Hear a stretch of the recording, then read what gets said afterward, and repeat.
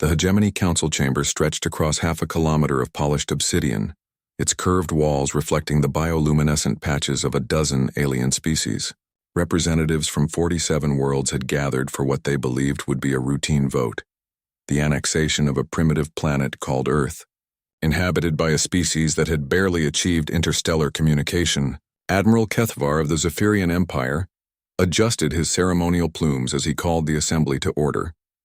Honored delegates, we convene today to formalize the integration of Sol 3 into our collective. Intelligence reports indicate a Class 2 civilization, pre-warp with negligible military capabilities. A ripple of agreement passed through the chamber. The Mantoid delegate clicked her mandibles approvingly. Our preliminary scans show they've barely colonized their own moon. This should be concluded swiftly. The holographic display materialized above the assembly, showing Earth in all its blue-white glory. Population statistics, technological assessments, and resource evaluations scrolled past in neat columns. Everything pointed to an easy conquest. The humans appear to possess basic nuclear technology, continued Kethvar, his voice carrying the casual dismissal reserved for insects. Their largest weapons yield approximately 50 megatons, primitive by our standards. Delegate Vorth from the Crystalline Collective hummed his agreement, his silicon-based form refracting the chamber's light into rainbow patterns. My analysts project total pacification within 72 standard hours. Minimal resistance expected. The Hegemony had conquered hundreds of worlds this way. Find a primitive civilization, overwhelm them with superior technology, integrate the survivors as a labor force. It was efficient, profitable, and had never failed.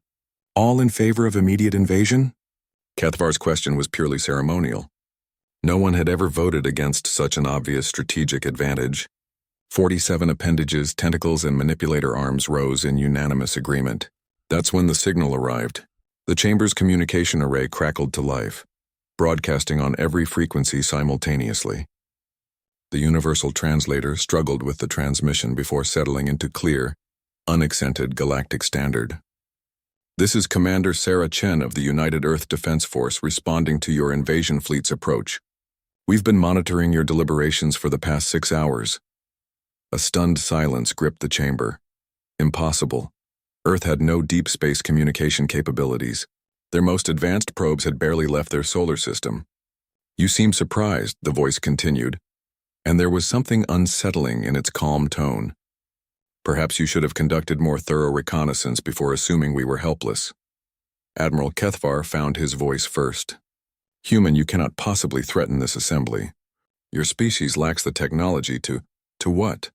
To detect your cloaked vessels? To intercept your communications? To track your fleet's movement from 3 parsecs away? Commander Chen's laugh was cold as vacuum. Admiral, you're broadcasting on frequencies we've been monitoring for decades. Did you think we were deaf? The holographic display flickered and changed without authorization. Earth's image was replaced by something that made several delegates recoil in terror. Massive orbital installations materialized around the planet like predatory spiders, their geometries alien even to the assembled xenobiologists. Weapon arrays that defied conventional physics bristled from every surface. What you're seeing, Chen explained conversationally, are our defensive platforms. We call them Damocles stations. Each one is equipped with what we term relativistic kill vehicles. Essentially, mass accelerated to 99.9% of light speed. The Mantoid delegate's compound eyes dilated with recognition. That's impossible. The energy requirements alone would require the total output of a star? Yes, we know. We've been harvesting our sun's energy for quite some time now. Dyson swarms are remarkably efficient once you get the hang of them. The chamber erupted in panicked chittering, clicking, and harmonized wailing. Species that had terrorized entire sectors suddenly faced the reality that their intended victims were far from helpless. But here's the interesting part, Chen continued, her voice cutting through the chaos. We could have simply destroyed your fleet the moment it entered our detection grid. Instead, we chose to listen. We wanted to understand your decision-making process. Admiral Kethvar's plumes had flattened against his skull in a display of submission he couldn't control. What do you want? Justice. The word hung in the chamber like a death sentence. You see, we've been studying you for longer than you've been studying us. Every world you've conquered, every species you've enslaved, Every civilization you've wiped out for the crime of being weaker than you. We have extensive records. New images flooded the display. Worlds burning, populations fleeing, the systematic destruction of cultures that had dared to resist the hegemony's expansion. The Kepler Collective, the harmony of distant suns, the gentle builders of Proxima 7, 43 civilizations in the last century alone, all of them gone because they couldn't defend themselves against your integration protocols. The temperature in the chamber seemed to drop several degrees. So here's what's going to happen, Chen announced with the finality of entropy itself. Your invasion fleet will turn around and leave our system immediately. You will release every enslaved population under your control. You will provide reparations to the survivors of your conquests, and you will submit to monitoring by United Earth observers. And if we refuse? Kethavar's voice was barely a whisper. Then you'll discover why we call them kill vehicles.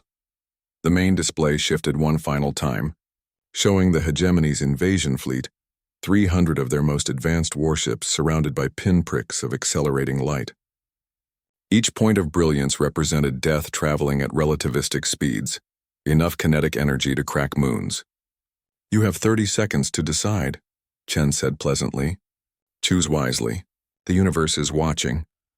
The vote that followed was also unanimous. For the first time in hegemony history, it was a vote to retreat. As the alien fleet turned away from Earth's solar system, Admiral Kethavar realized with crystalline clarity that they hadn't just encountered a more advanced civilization. They had discovered their successors, the species that would inherit the galaxy when the hegemony's reign of terror finally ended. The funeral they would attend wasn't just for their invasion plans. It was for their entire way of life.